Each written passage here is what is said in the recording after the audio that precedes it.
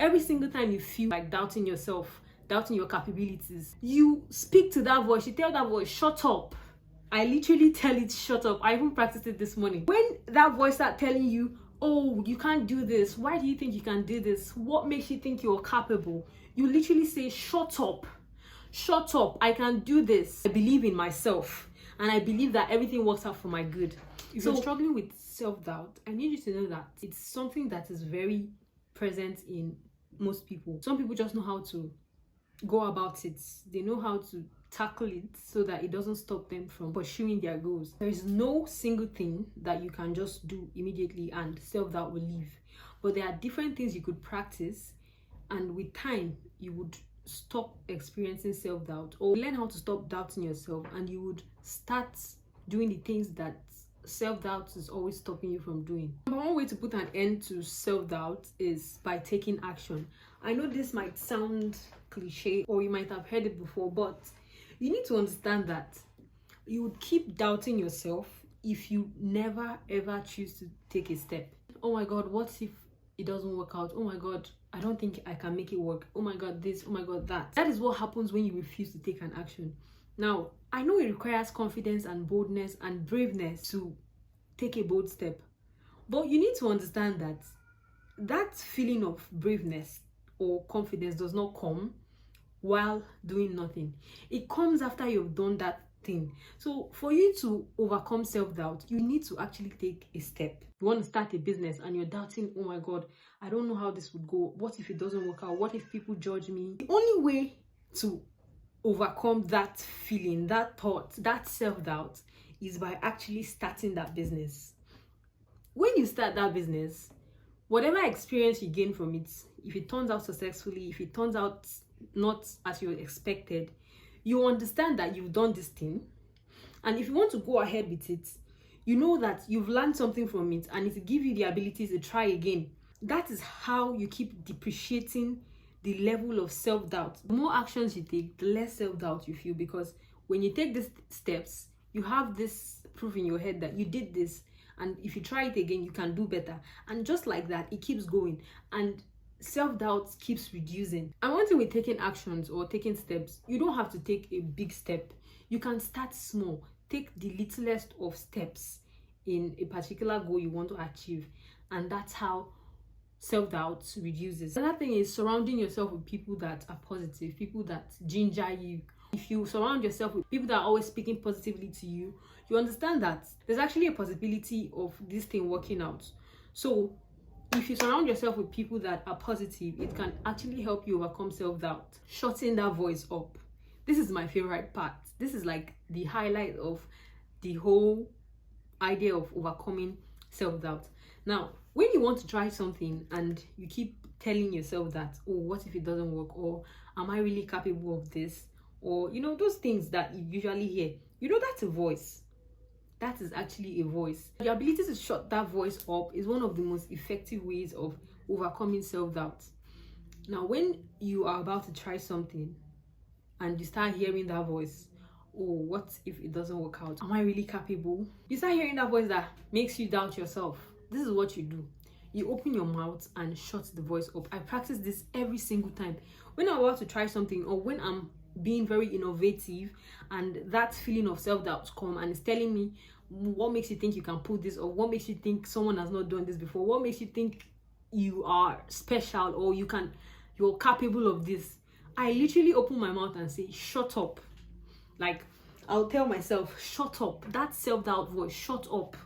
Why are you telling me this? I can do this. Don't make me, speak to it like you're speaking to someone that is telling you that you can't do this. That is how I treat this. And trust me, it works, because it reframes your mind. It lets your brain know that you are in charge, not that self-doubt voice. Because like I said, it's a voice, and you have a voice too. So if you can increase your voice to overpower the voice of self-doubt, then self-doubt will shut up. Now, I want you to know that this is not something you just do today and self-doubt is gone. No, it's something you practice every day. Every single time you feel like doubting yourself, doubting your capabilities, you speak to that voice, you tell that voice, shut up. I literally tell it, shut up. I even practiced it this morning.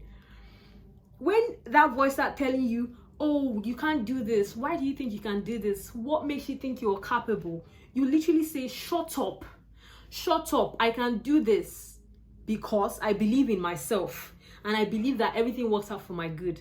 So telling that voice to shut up is one of the most effective ways you can overcome self-doubt in the long run and in your life generally. Another thing you can do to overcome self-doubt is by visualizing your goals. Visualizing those things that you want to do, and that self-doubt voice is limiting you. Now, this is something I practice personally. I don't know of other people. But if I'm trying to achieve something, if I have my mind on a particular goal, I Photoshop myself in that particular position, in that environment. I don't know how to explain it. For instance, my fitness goal for this year is to gain some weight, you know, in the right places and all of those things. Now, I Photoshopped myself to look exactly the way I want to look. I have other plans for my career, for, you know, those things. So when you are looking at that thing that you want to achieve, when you're looking at that goal that you want to accomplish, it's very hard for self-doubt to creep in that moment of you looking at that thing that you want to achieve. Because, I mean, you're looking at this thing, you're visualizing it, you're seeing how good, how better your life could become if you achieve that particular goal. So it gingers you, it makes you want to even pursue the goal. So within that short frame, there is no way self-doubt can creep in. When you look at your visualized goals, your already visualized goals, there's a very little chance of self-doubt creeping in.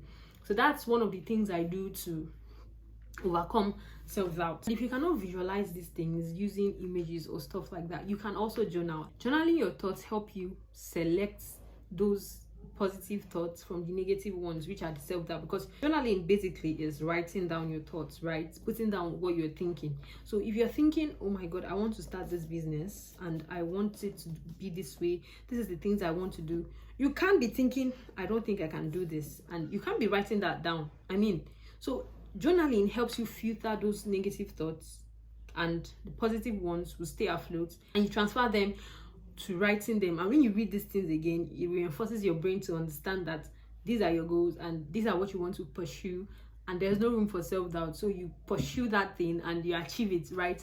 Instead of thinking you cannot. So yeah, these are the things I do to overcome self-doubt. And I need you to know that self-doubt is a feeling that is present in almost every human. We just have different way of going about it, or we have different tactics to overcome it. Because think about it, if you're trying something new for the first time, if you're trying something that you've never done before in your life, you're obviously going to have that atom of self-doubt. But when you let it overcome you, that is where it results to you not pursuing those things that you intend to pursue. But if you reframe self-doubt as a cue to actually pursue that thing that you want to pursue, it guides you, it fuels you to, you know, go for that thing. And you can only do that by actually taking those steps that terrify you, those things that you're scared of doing, taking little actions and little steps and other practical things and tips I shared here. You can overcome self-doubt. Thank you so much for watching. I hope to see you in my next one.